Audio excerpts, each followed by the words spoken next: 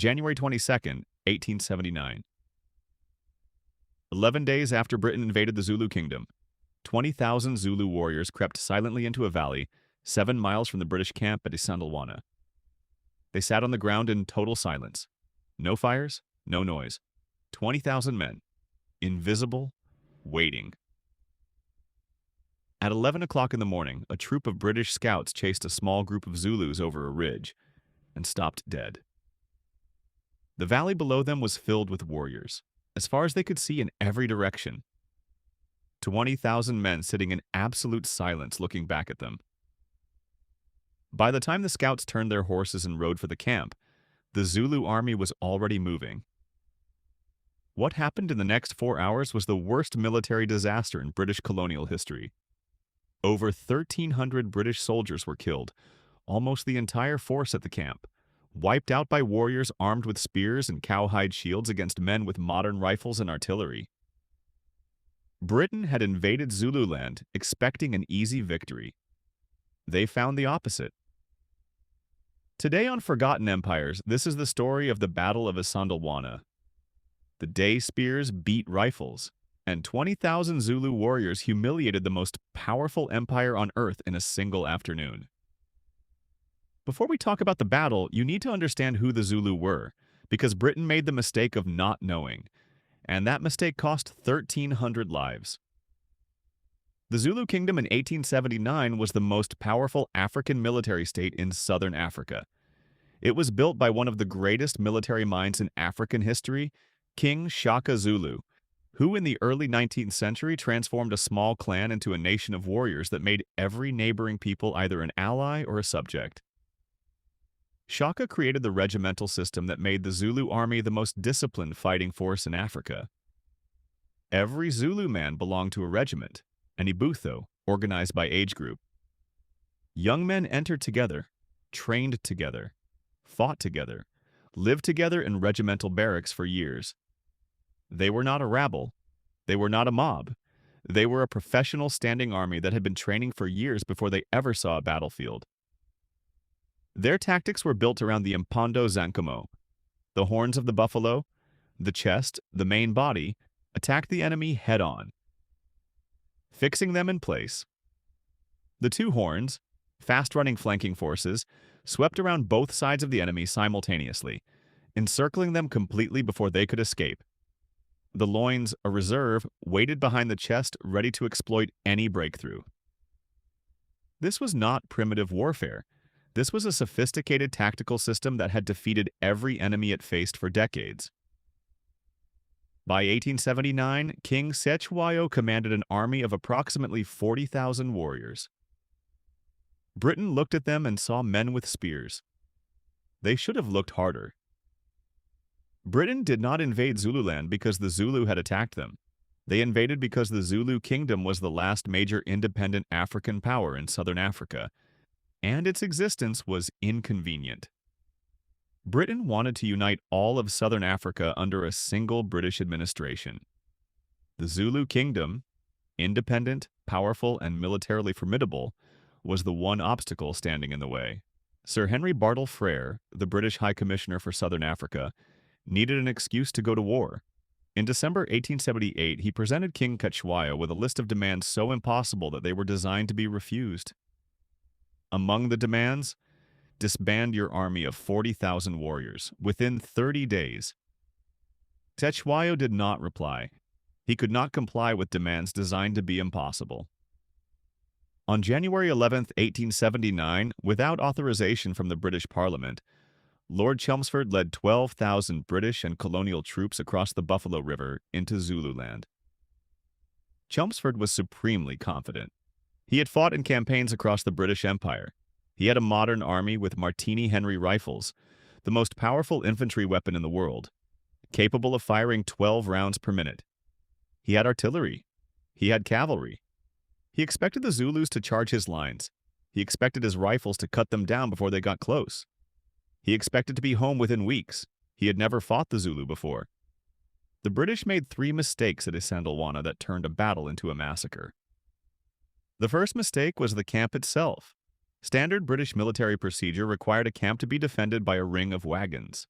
a logger, that created a protected perimeter soldiers could fight behind. Chelmsford decided not to bother. The camp was temporary.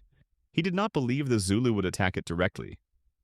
He left the wagons in their transport formation, 1,300 men in an undefended open camp.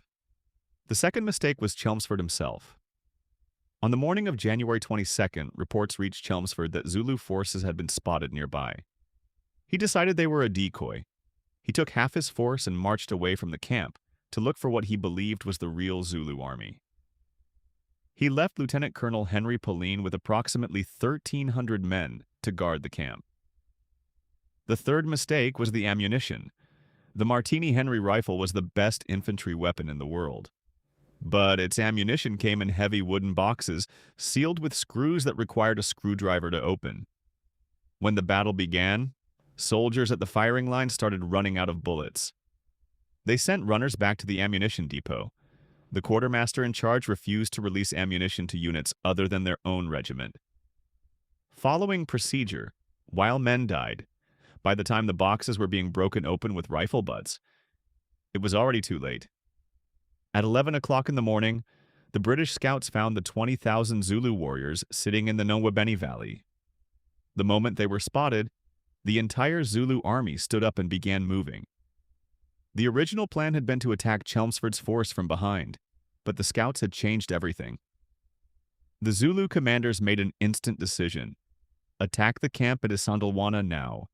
The chest 10,000 warriors began advancing directly toward the camp. The two horns swept out to the left and right, moving at a running pace to encircle the British position. Pauline sent his 6 companies of the 24th Foot out to meet them. The British firing line performed exactly as trained. Volley after volley of Martini Henry rifle fire tore into the advancing Zulu chest. The casualties were catastrophic. King Cetshwayo himself said afterward, "An assegai has been thrust into the belly of the nation." The Zulus fell in hundreds. Many retreated behind Isandlwana Hill to shelter from the bullet storm. But the horns kept moving. The left horn swept around the British left flank. The right horn swept around the British right flank. The flanks were held by less experienced troops with inferior weapons. The horns broke through. The encirclement was complete. Then the ammunition ran out. The British firing line, which had been holding, suddenly went silent. Men were breaking open boxes with their hands, sending runners to the depot, sharing bullets between soldiers. The Zulu chest, seeing the fire slacken, rose up and charged. The British line collapsed in minutes. What followed was not a battle, it was a pursuit. The Zulus showed no mercy. Cetshwayo had ordered it. By 3 o'clock in the afternoon, over 1,300 British soldiers were dead, scattered across the slopes of Isandlwana. Only approximately 60 Europeans escaped alive. The camp was destroyed, the wagons looted, the British colors torn down. In 4 hours, 20,000 warriors with spears had annihilated a modern imperial army equipped with the best rifles in the world. The news reached London 9 days later. Queen Victoria wept. The British public was stunned. The government that had authorized the invasion was thrown into crisis.